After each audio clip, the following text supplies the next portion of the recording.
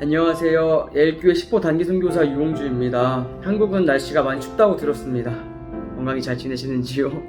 최근 하나님께서 저에게 필리핀 선교지에서 시간을 더욱더 허락하셨습니다. 오늘 그 기간에 하나님께서 주셨던 은혜들을 나누려고 합니다. 저는 필리핀 선교지에서 항상 이렇게 기도를 합니다. 하나님, 변하는 상황과 환경이 아닌 변치 않는 주님의 말씀만 따르게 해주세요.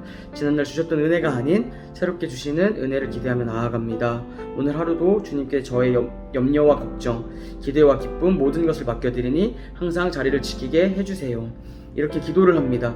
너무나도 연약한 죄인이며 그로 인해 감정과 생각이 수시로 변하기 때문입니다. 지금 필리핀 선교지는 23년 필리핀 아우리치 참가 인원에 비해 단기 선교사 수가 부족한 상황을 맞이하여 있습니다. 그로 인하여 올해 아우리치가 끝나고 필리핀 선교 센터장님께서 아우리치 기간까지 함께 할 수 있는지 종종 물어보셨습니다. 이렇게 시간이 흘러 교회에 보고를 드리려고 할 때 갑작스러운 일들이 저를 찾아왔습니다. 먼저 진행되는 가을 사역에 많은 영적 방해가 찾아왔습니다. 현지인과의 소통과 사역 방향에 대하여 의견이 달라 부딪히는 경우가 발생하고 행복 모임 현장 및 전도 현장도 각기 다른 이유로 진행이 더디며 제대로 이루어지지 못할 때가 많아졌습니다. 그래도 자리를 지키며 사역을 진행하던 제게 한국에서 전화가 왔습니다. 갑작스런 친구 와이프의 전화였습니다. 저희 가족과도 같이 친한 친구가 갑작스레 뇌졸중으로 쓰러졌고 수술을 받은 후 의식을 찾고 눈을 떴지만 아무도 기억을 하지 못한다고 연락이 왔습니다. 처음에는 이 상황이 믿기지 않았습니다. 너무나도 누구보다 건강했던 친구였기에 더욱 믿기 어려웠습니다. 그렇게 재차 진짜 이 사실을 맞냐고 묻는 제게 친구 와이프는 사실임을 이야기하며 혹시 병원에 와줄 수 있냐고 물어봤습니다. 제일 친한 친구를 보면 기억을 찾는 데 도움이 될 것 같다면 제게 부탁을 했습니다. 저는 그 물음에 저 못 갈 것 같아요. 지금은 갈 수가 없는 상황입니다. 죄송합니다. 진짜 갈 수가 없어요 라고 답하였습니다. 그렇게 통화가 끝나고 저는 한없이 눈물이 흘렀습니다. 그때 든 생각은 이 길이 옳은 길인가 라는 부정적인 생각을 하며 무슨 아우리치 기간까지 여기에 있어? 지금이라도 당장 돌아가고 싶은데 라며 하나님께 계속 여쭤봤습니다. 왜 이 상황을 주셨는지에 대해 이해가 되지 않았기 때문입니다. 그러던 중 하나님께서 지난날 전 필리핀 센터장님과 상담 중에 있었던 일을 떠올리게 하셨습니다. 전 센터장님과 필리핀에 와서 처음 상담을 하던 날 저는 센터장님께 혼이 났습니다. 그 이유는 순종하지 못했기 때문입니다. 계속 반문하며 여쭤보았고 결국에는 순종한다고 말로는 하였지만 얼굴에는 불순종이 덕지덕지 묻어 있었습니다. 그때 센터장님께서는 제게 질문하셨습니다. 너 한국에서 이렇게 목사님 괴롭혔지? 하나님 말씀에 불순종했지? 라고 말씀하셨습니다. 너 목사님이 강하게 말하면 그렇게 얼굴 붉혔지? 목사님께서 너에게 강하게 이야기하면 너는 그러시면 저는 교회에 옮기거나 안 나올 거예요 라는 말을 얼굴에 암묵적으로 표현하고 유리한 쪽에 있다고 해서 네 멋대로 행동하는 거 비겁한 행동 아니니? 라며 호통을 치셨던 기억을 떠올리게 하셨습니다. 그 순간 저는 지금 또 예전 상황을 반복하고 있음을 깨달았습니다. 특히 선교지에서 아우리치 스텝이 부족한 상황을 알면서도 제게 힘든 일이 생겼으니 바로 외면하려고 했고 그 마음에는 하나님께서 시련을 주셨으니 저도 이렇게 불순종하는 거예요 라며 상황을 이용하여 갑질하려 했던 제 모습이 많이 부끄러웠습니다. 그렇게 하나님 앞에서 회개를 하였고 그 다음날 한국 담임 목사님 말씀을 요약하여 보고서로 제출을 하기 위해 말씀을 들었습니다. 그때 담임 목사님께서 하신 말씀은 예수님께서 변화산에 오르신 이유가 능력을 구함이 아닌 영혼을 사랑하시기에 오르셨다고 하셨습니다. 영혼을 너무나도 사랑하시기에 구원하시기 위해서는 능력이 필요하셨고 그래서 눈물로 땀이 피가 되도록 기도하셨다고 하셨습니다. 그 말씀을 듣자마자 저는 지금 사역에서 눈물로 기도가 부족함을 친구를 위해 눈물을 흘렸던 것처럼 영혼을 위해서 기도를 해야 되는 것을 깨달았습니다. 언젠가부터가 단기 선교사로 지내며 기도의 시간이 늘며 섬기는 시간이 늘었지만 그것이 일로 변질되어 어느 순간 영혼들을 위해 눈물을 흘리며 기도하지 않는 저의 모습을 깨닫게 되었습니다.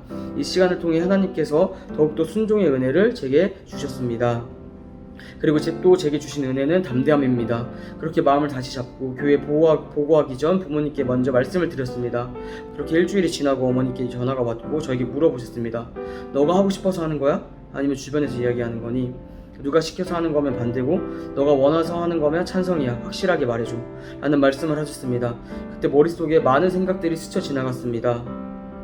간혹 하나님의 일에 대해 해야 되나 아닌가 고민할 때 목자의 권면으로 진행했었고 그로 인해 시련이 찾아오면 목자를 원망하곤 했습니다. 또한 순종하지 않는 저를 강하게 인도하셔서 하나님의 일을 하게 되었을 때 시련이 찾아오면 앞에서처럼 하나님을 원망하곤 했습니다. 어머니의 물음에 이러한 상황이 주마등처럼 빠르게 스쳐 지나갔고 순간 저는 시간이 필요하다며 통화를 끊었습니다. 왜냐하면 두려웠기 때문입니다. 처음으로 목사님과 목자 그리고 하나님을 원망하지 못하는 상황을 마주했기 때문입니다. 하나님께서 저에게 지금 더욱더 믿음을 요구하시는 것임을 알았지만 두려웠습니다.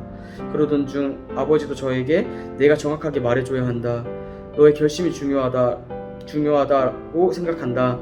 우리에게 정확하게 이야기를 해줘 라고 메시지가 왔습니다.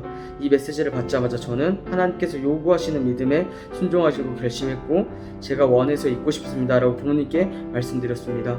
이렇게 하나님 앞에서 스스럼 없이 진정으로 고백한 것은 처음인 것 같았습니다. 무언가 가슴이 벅차기도 하였지만 떨리기도 하였습니다. 그러나 하나님께서는 저의 고백을 들으시고 훈련 시간 때 여호수아 1장 말씀으로 답하셨습니다. 오직 강하고 극히 담대하여 나의 종 모세가 내게 명령한 그 율법을 따라 다 지켜 행하고 우로나 좌로나 치우치지 말라. 그리하면 어디로 가든지 형통하리니 이 율법책을 내 입에서 떠나지 말게 하며 주야로 그것을 묵상하며 그 안에 기록된 대로 다 지켜 행하라.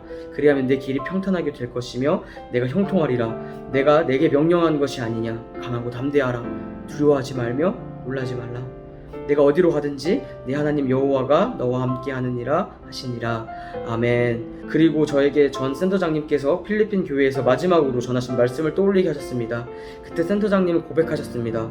저는 11년간 선교지에서 헌신으로 하나님께 복을 구하지 않을 것입니다. 제게 어려움과 고난, 역경이 찾아와도 결코 11년간의 시간을 하나님 앞에 무기 삼지 않을 것입니다.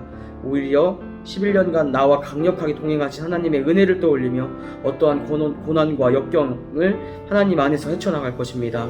라는 고백을 저의 고백으로 만드셨습니다. 이렇게 연약한 저를 하나님께서는 함께 하셔서 두려움을 담대함으로 변화시키셨습니다. 할렐루야. 하나님께서 하셨습니다. 저 또한 남은 기간 그리고 내게 허락하신 삶을 강력하게 동행하신 하나님과 담대히 나갈 것입니다. 끝으로 언제나 보내는 선교사로 물질과 기도로 후원해 주시며 같은 비전으로 이루어가시는 예일교회 성도님들과 선교지에서도 말씀으로 방향을 잡아주신 담임 목사님, 끝으로 연약한 저를 긍휼히 여기시며 저의 두려움을 담대함으로 만들어 사용하신 하나님께 감사드립니다. 선교는 사랑입니다. 잘 되고 있습니다. 기도하면 더 잘 됩니다. 감사합니다.